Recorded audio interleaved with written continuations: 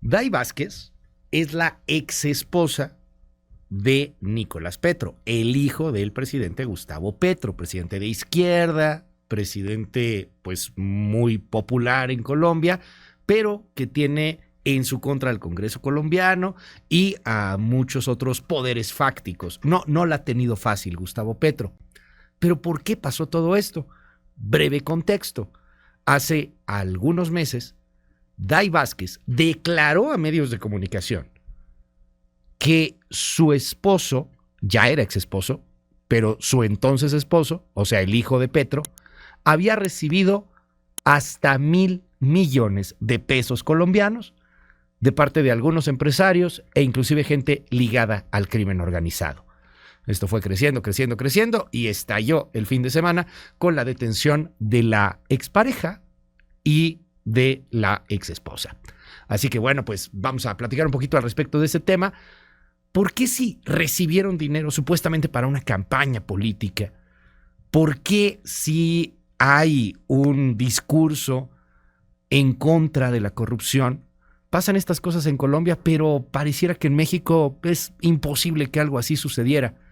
Salvador Mejía, qué gusto saludarte hoy aquí en MBS. ¿Cómo estás? Querido Luis, buenos días al auditorio.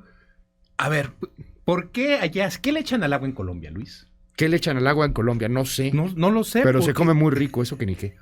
Se come delicioso en Colombia. Ok, pero a ver, Luis, ¿qué le podemos los mexicanos envidiar a Colombia?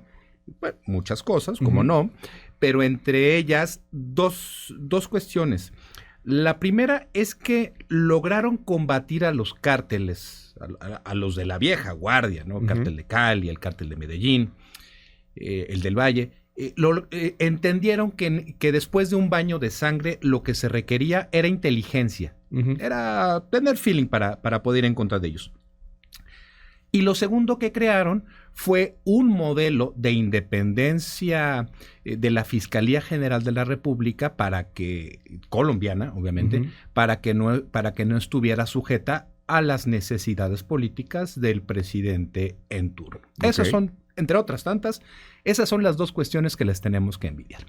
¿Qué es lo que ocurrió ahorita que tiene conmocionados a propios y extraños en Latinoamérica? No es la primera vez que se acusa en Colombia a los hijos de un presidente. El presidente anterior, Uribe, hubo una situación parecida con alguno de sus hijos, pero no pasó a mayores. Es la primera vez que en activo un presidente tiene que deslindarse. Oye, qué cosa, ¿no? Tener que deslindarte de tu hijo.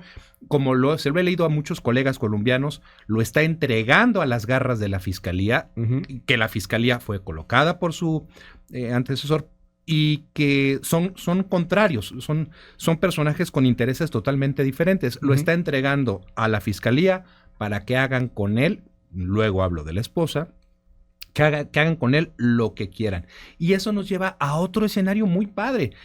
Se le acaba el tiempo ya a este fiscal y Petro tiene que nombrar a uno nuevo.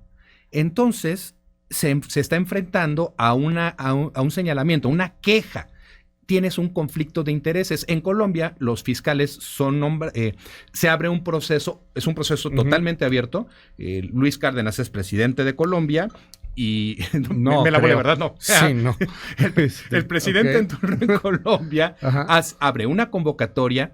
Medio mundo, el pueblo bueno puede mandarte muchos nombres, es algo que le gustaría mucho a nuestro presidente, pero de todos esos nombres, el presidente va a enviar a la Suprema Corte un listado de personas que obviamente cumplan con ciertos requisitos para que puedan ser votados y de ahí se elija, de una terna surja el fiscal o la fiscal general de Colombia. Ahora el impacto ha sido tal que se maneja la posibilidad de que se tenga que separar el presidente de Colombia de este proceso. No me queda claro cuál sería la alternativa, pero un escenario para que él pueda mantener el control todavía de este combate a la corrupción que lo llevó, como algunas otras personas que tú y yo conocemos, es lo que lo llevó a la presidencia.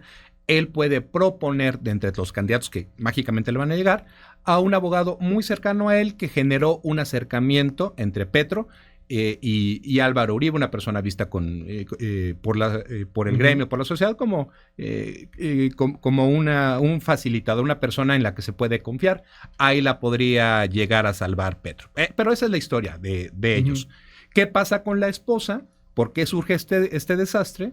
Pues porque en medio de una ruptura, y qué interesante, porque también no es que estemos jugando con la vida sentimental, pero en medio de en medio de un caos matrimonial, la esposa, exesposa ahora, declara en una entrevista, creo que es vía YouTube o algo así, declara que su exesposo y el hijo del presidente recibió dinero de narcotraficantes y de personas con no muy buenos antecedentes, y que guardaron el dinero, y empieza a mostrar información, e incluso ella dijo que parte del dinero fue a dar a sus cuentas. Por eso la fiscalía no solo va en contra del hijo, sino que va en contra de la exesposa por revelación de las cuentas. Por revelación de secreto y por tener ella parte del dinero. Luis, hasta aquí más o menos intenté juntar esta tragicomedia colombiana, pero brinquemos a lo que nos importa. ¿Por qué en Colombia sí pueden haber acusaciones? ¿Por qué en México nos enfrentamos a un... ¿Puedo decir nombres? Sí. Sí, claro, perfecto. ¿Por qué por qué no hay consecuencias de que un Fernández Noroña reciba en el aeropuerto sobres con dinero? $1,000. No es la cantidad, porque la cantidad que recibió el hijo de Petro tampoco es tanta a comparación de México. No es tanta. Estamos hablando en dólares de $250,000. 250,000. Perdóname, Luis, eso te lo gastas tú en un fin de semana. Sí, ya quisiera. En Colombia, seguramente. Oye, pero a ver, fíjate, Luis, ¿cómo estamos acostumbrados? Cuando ves Segalmex, que son 15,000 millones de pesos. Hasta ahorita. O la estafa maestra, 7,000 millones de pesos. Pues, $250,000. Uno voltea hacia Colombia y le dice, ay, mis niños, esperen, vengan a tomar clases. Pero, a ver, Luis, ¿por qué no hay acusaciones en México? Porque investigaciones, al menos. Por lo menos investigaciones de que un diputado reciba sobres con dinero en un aeropuerto. Oye, ¿de quién son? No hay investigaciones porque el hijo del presidente tenga habite la casa de un contratista del gobierno. No hay acusaciones por Segalmex. No hay acusaciones por el despilfarro de Dos Bocas. No hay acusaciones. Híjole, Luis, nos acabaríamos esta emisión señalando todos los... Pío López Obrador recibió el hermano del presidente sobres todos los contratos de Bartlett, de su hijo, ¿no? Todo lo que el periodismo de investigación ha sacado a medios, todo eso tendría necesariamente que derivar en acusaciones, pero no lo tenemos. ¿Por qué, Luis? Por la falta de controles, dirían los norteamericanos. Check and balance. Me escuché interesante. El presidente, y tú lo decías en un video, el gran problema aquí es que el presidente logró tener acceso logró cooptar el poder de manera insana, es decir, se quedó con el poder legislativo también. Cualquier intento de investigación que sea bloqueado por un fiscal a modo del presidente podría ser combatido en Cámara de Diputados, en Cámara de Senadores, y por lo menos, Luis, podríamos tener investigaciones. Lo único que tenemos es una herramienta, la fiscalía, que ha sido utilizada para tapar todas las acusaciones de corrupción de este gobierno, en vez de estar siendo utilizada para cumplir con la promesa del presidente de México. Petro, al igual que López Obrador, fundamentó su campaña en el combate a la corrupción. Y esta acusación le va a salir carísima. Bueno, lo mismo me gustaría ver para nosotros. Y no es por ir en contra, Luis, del presidente de México. Es por pedirle que cumpla con lo que nos prometió. Había fiscalías autónomas de las cuales nos peleábamos mucho cuando Peña Nieto y comenzaron estas fiscalías autónomas. Y la idea era justamente esto que estamos viendo en Colombia. Es que aquí nunca pasó. O sea, aquí de repente llegó un gobernador distinto y mandó al carajo las fiscalías autónomas, por ejemplo, Veracruz, ¿no? Estaba Jorge Winkler era el fiscal a modo de Yunes.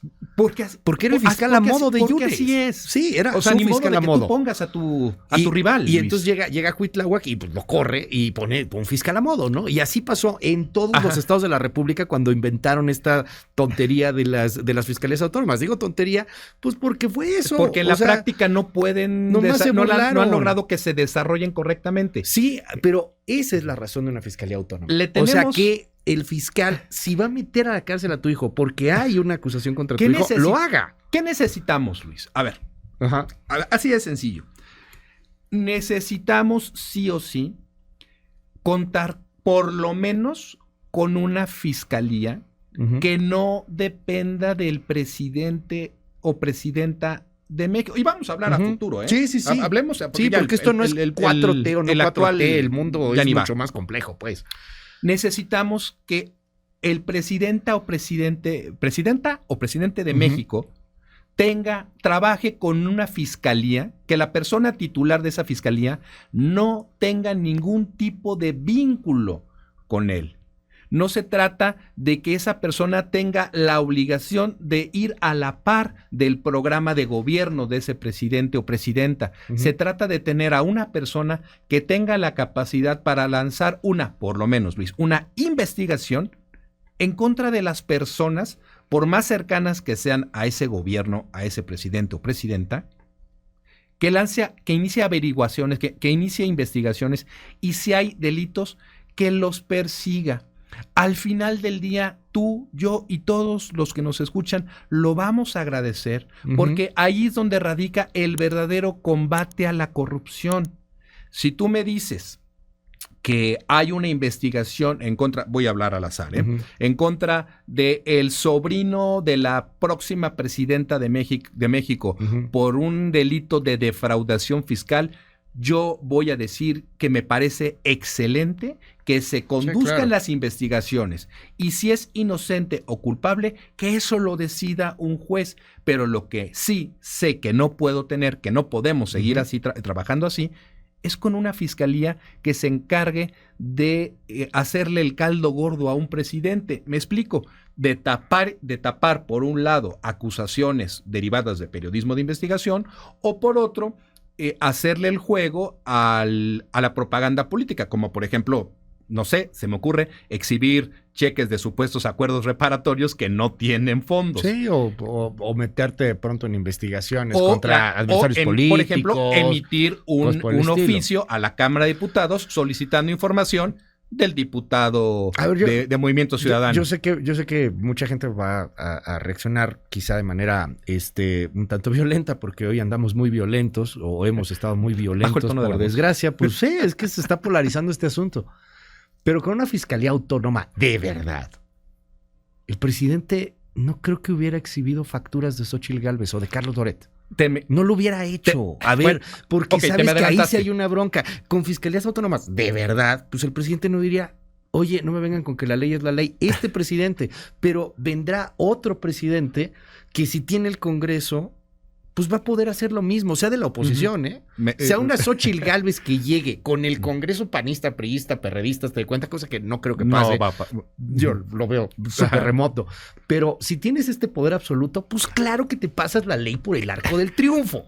Pero en Colombia te fuiste hasta la cocina. Lo puedes hacer. Te fuiste hasta la cocina. ¿Por qué? Porque hay división de poderes, contrapesos. Pesos y contrapesos. Exactamente. El poder, Luis, te suena esta frase, el poder absoluto corrompe, el poder corrompe, y el poder absoluto corrompe de manera absoluta. El presidente de México se ha hecho mucho daño a sí mismo con las mañaneras. Porque, y lo hemos platicado más de una vez. Sí. A falta de, aquí pegando yo al micrófono, pegándole, a falta de resultados, y ante una situación que ya desborda al país, que es la violencia, no tanta como yo pegándole aquí al micrófono, el presidente lo que ha tenido que hacer es utilizar la mañanera para mantener un discurso de control.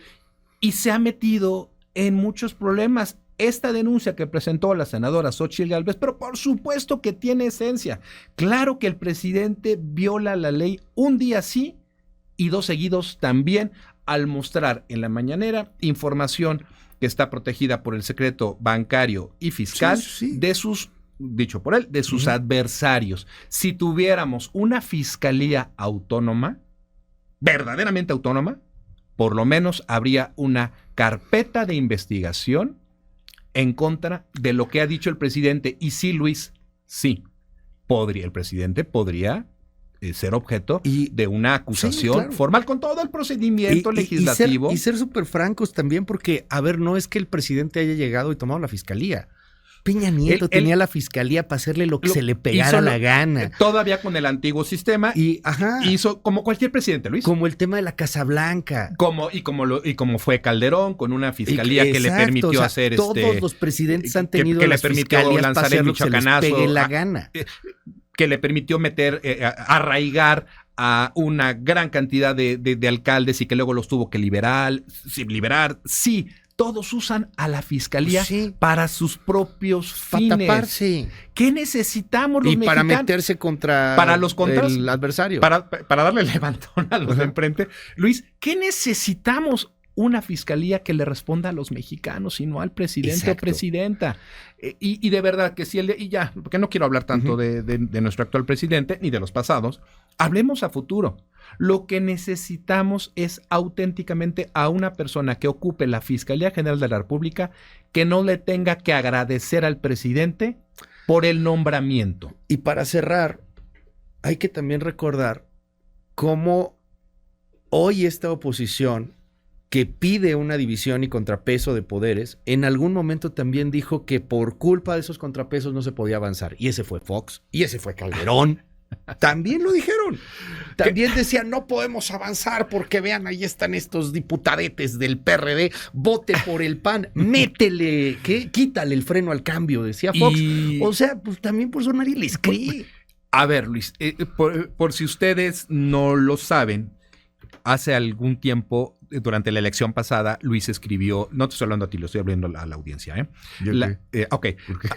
Audiencia, estimados radioescuchas, Luis escribió durante la campaña electoral 3 artículos que me parecen buenísimos. Analizaba el posible escenario de una victoria de Ricardo Anaya, una de Pepe Mid y la de Andrés Manuel. Y en las 3 se hablaba justamente de un Congreso en contra. Y Luis, ahí búsquela, ojalá puedas tutear los links. Yo le dejo a mis alumnos, de estudiar esos escenarios, esas perspectivas. Y aunque Luis planteaba que los presidentes justamente se quejaban de que el Congreso lo tenían en contra y no lo dejaban avanzar con sus propuestas, tendríamos que extrapolar ese artículo, ese escenario a la actualidad. No hubiésemos tenido con un Congreso en contra decisiones tan dañinas para México, y tendríamos la manera de mandar llamar, por ejemplo, al fiscal general de la República para que rindiera cuentas. Los pesos y contrapesos, Luis, auditorio, son esenciales para que México no termine de irse al carambas. Querido Salvador, muchísimas gracias. Qué generoso, por cierto. Hombre, decimos en tu red. Cualquier cosa, cualquier queja, Mica Luis, @ESMGIA. Muchísimas gracias. Dicen, allá sí castigan a los corruptos en Colombia y aquí quieren hacer presidenta a Xóchitl Gálvez, que es corrupta. Si fuera autónomo, sí meterían a la cárcel a Xóchitl, dicen aquí en el WhatsApp. Pues allá ellos. Ja, que demuestren que tus corruptelas son delitos, dicen aquí. ¿Por qué no van contra Xóchitl Gálvez en la fiscalía? Ahí está, tampoco son autónomos. Entonces, ¿la fiscalía defiende al gobierno y ustedes defienden a la oposición o cómo? ¿Dónde está la diferencia? Bueno, de la fiscalía a 2 tipos hablando en la radio, sí hay una diferencia brutal, pero brutal. Agradecemos mucho que consideren este espacio, pero no, evidentemente no. Sí hay una diferencia brutal entre opiniones y bueno, pues el hecho de que una fiscalía haga o no haga cosas, ¿no? Con Calderón, Fox y Peña Nieto sí había una fiscalía independiente y eficaz. No la había. Era también... Ahí está el michoacanazo, punto. Sí, exacto. Ahí está el michoacanazo. Lograron meter al Centro Nacional de Arraigos a todos estos alcaldes de Michoacán y acusados de ser metidos con la delincuencia organizada, y a todos, salvo a uno creo, todos salieron libres.